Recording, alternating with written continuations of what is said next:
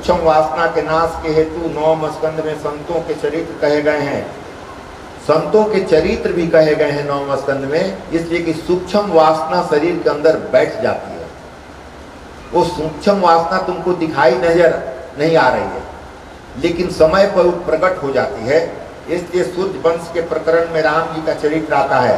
रामचंद्र जी मर्यादा पुरुषोत्तम है, अब बुद्धि के हैं। ये बुद्धि, सूर्य देवता बुद्धि के देवता हैं, इसलिए सूर्यवंशी कहे गए हैं ये। तो कृष्ण प्रेम, मर्यादा और प्रेम को जीवन में उतारोगे तो सुखी होगे। नरसिंह अवतार की कथा में क्रोधनाश की कथा थी। नरसिंह अवतार क्रोध के रूप में आए थे हिरण्यकशिपु को मारने के लिए। वामन अवतार में कथा कही लोभ को मारने के लिए। वामन अवतार में कथा में लोभ के नाश की। बलि इतने हैं लेकिन वो सब कुछ दान कर दिए, थोड़ा सा भी अपने लिए नहीं रखा। रामचंद्र जी के अवतार में काम नाश की रीति बताई गई है। रामचंद्र जी के अवतार में काम कैसे विजय प्राप्त करोगे, क्योंकि रावण को मारे हैं। रावण कुंभकर्ण काम का द्योतक है, काम का द्योतक है। आप कहेंगे कि कुंभकर्ण जो है ये तो सीता जी को माता मानता था, भाई से भी बोला है कि मतलब आत्या शक्ति को ही हरण करके लाए हो।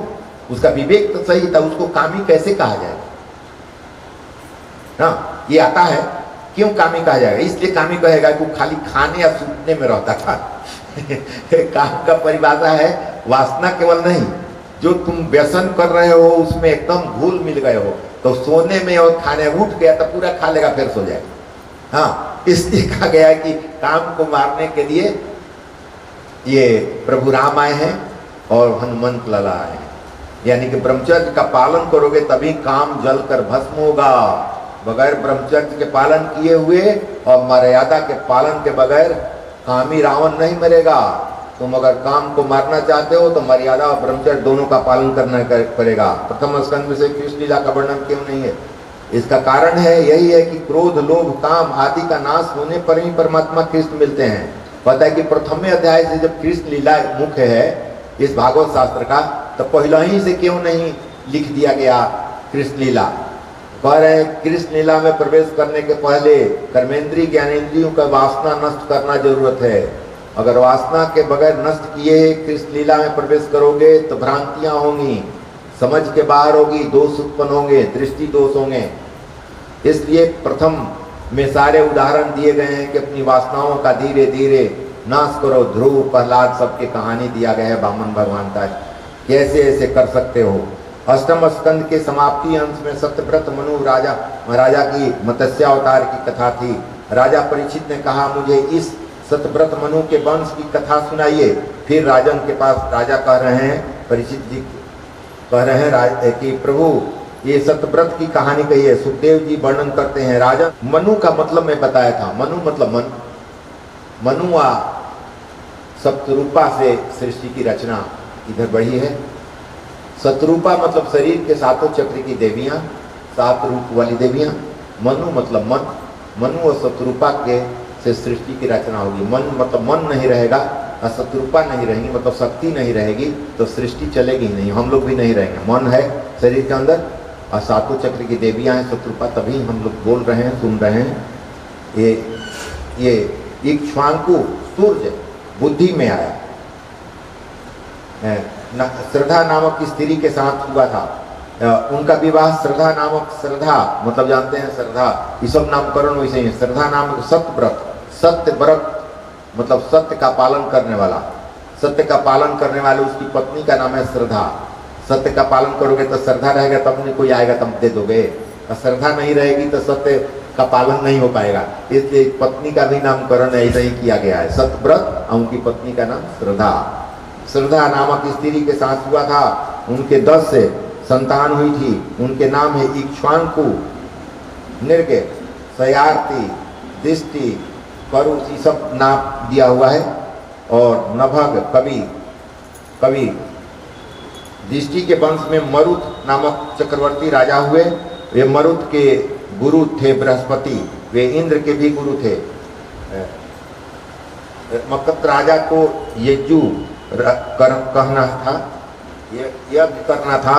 बृहस्पति ने आने से इनकार कर दिया, कि कह रहा है कि राजा को जग करना था, बृहस्पति आने से इनकार कर दिया। हर एक कार्य में पहले कुल गुरु का पूजन तो किया ही जाना चाहिए। अब क्या किया जाए पता नहीं। कहता है कि कोई भी कार्य हो तो कुल गुरु जो तुम्हारे हैं उनकी पूजन करनी चाहिए। एक बार मरुत को मार्ग में नारद जी मिल गए तो उन्होंने नारद जी से अपनी कठिनाई सुनाई। तो नारद जी ने कहा कि बृहस्पति के छोटे भाई संवर्त को ही बुला लो, मतलब बृहस्पति नहीं आ रहे हैं तुम्हारा जग कराने, तो उनके छोटे भाई संवर्त है उनको बुला लो ना, बुला लो। तो नारद जी ने कहा कि बृहस्पति के छोटे भाई संवर्त को ही बुला लीजिए, वे भी गुरु समान ही हैं, जग तो करना ही चाहिए। राजा संवर्त तो जोगी हैं और उनका कोई पता भी नहीं है। अब ये नारद जी ऐसा करते कि अभिमान है ना, अभिमान को खत्म करने के लिए कह रहे हैं। उनका पता मैं बताऊंगा किंतु मेरा नाम मत लेना। नारद जी कहते हैं कि कहाँ संवर्त रहते हैं, मैं पता बताऊंगा लेकिन मेरा नाम मत लेना, क्योंकि दोनों भाई में लड़ाई रहता है। बृहस्पति नहीं जाएंगे तो संवर्त को बुलाओगे तो वो कहेंगे कि वो नहीं जा रहे हैं तो हमको मत ले जाओ। तो कहते हैं कि कथा है इसकी, संवर्त कहते हैं कि अगर हम जाएंगे और दान दक्षिणा जब बृहस्पति देखेगा ना तो कहेगा कि हमारे इसी से हैं, और ले लेगा तो क्या होगा। कह रहे हैं कि मान लो कि हम तुम्हारे जग में गए, तो संकल्प कर दिया, हमको गुरु बना दिया और जग हम शुरुआत कर दिए ना, और तुम जब दान करेगा सब सामग्री और बृहस्पति आके कहेंगे कि हमारा शिष्य था, आप सम्मान हमारा होता है, जैसे आजकल लोग करता है श्राद्ध वगैरह में देखते हैं, हम देखते हैं श्राद्ध वगैरह में लोग कराता है ना, तो दान ज़्यादा देखता है तो लोग कहता है कि हमारा चाहिए, वो उनको चाहिए, बंटवारा लोग करने लगता है। तो वही कहानी दिया हुआ है कि वो दोनों भाई में लड़ाई थी, तो वो जाते थे तो ही नहीं जाते थे, यही जाते थे वो नहीं जाते ना। मरुद राजा 100 लेकर रात को मार्ग में बैठ गए। संवर्त को पहचानोगे कैसे, ये बड़ी मुश्किल है।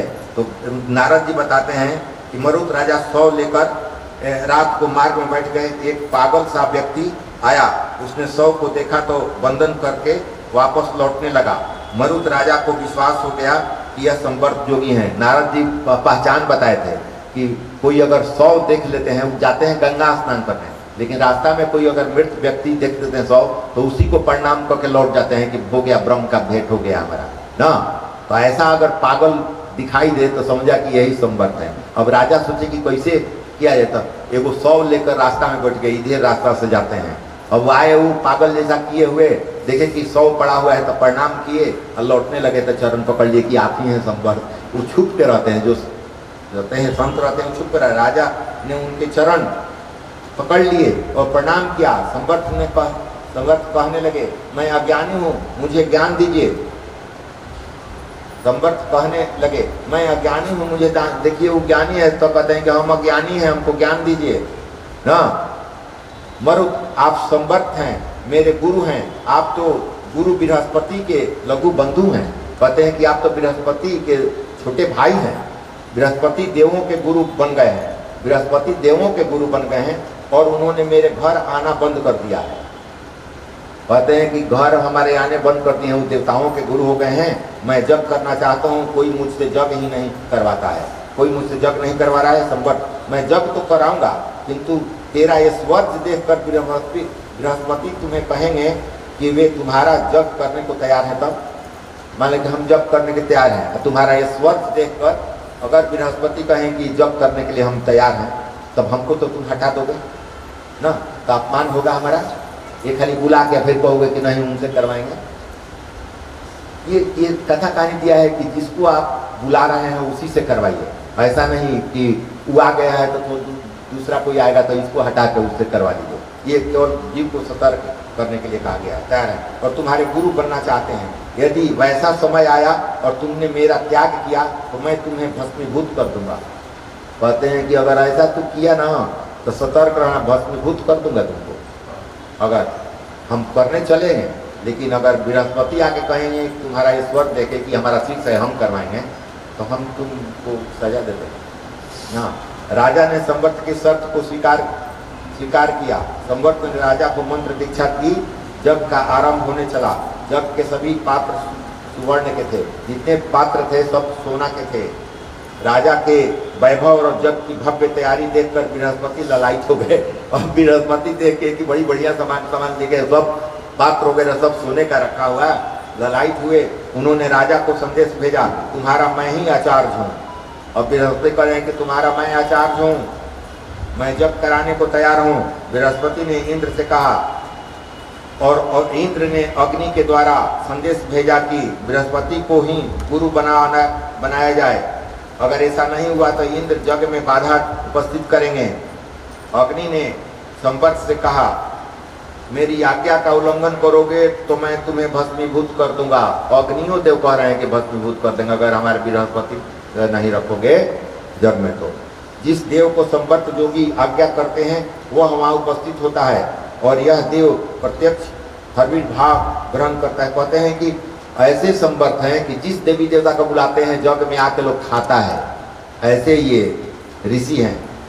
जैसा जग मरुत का हुआ था वैसा न तो कभी किसी का हुआ है न कभी होगा।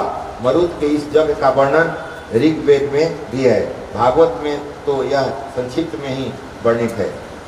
मनुपुत्र नभक के घर नभाग हुए। भगवान शंकर की कृपा से नभाग के घर भक्त अम्बरीश का जन्म हुआ। ये अम्बरीश की कहानी है। अम्बरीश का पहले मैं बताती हूँ, जो अंदर और बाहर दोनों तरफ से ब्रह्म को मानता हो वही अम्बरीश है। अम्बरीश मर्यादा भक्ति के आचार्य हैं।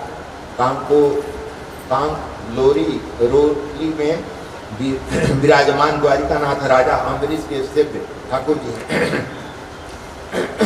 ठाकुर द्वारिकानाथ की सेवा करते हैं। ये ठाकुर जी रोज 52 मन भोग आरोग्यते हैं। ये ठाकुर जी 52 मन रोज भोग ग्रहण करते हैं। कितनी सामग्री इकट्ठी की जाती होगी। अम्बरीश शब्द का अर्थ भी तो देखिए।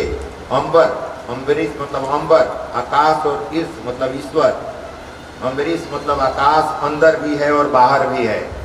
अम्बरीश मतलब आकाश अंदर भी है और बाहर भी है। जिसके अंदर और बाहर सभी स्थान पर ईश्वर हैं, जिसके अंदर और बाहर सभी स्थान पर ईश्वर हैं, वही अम्बरीश है।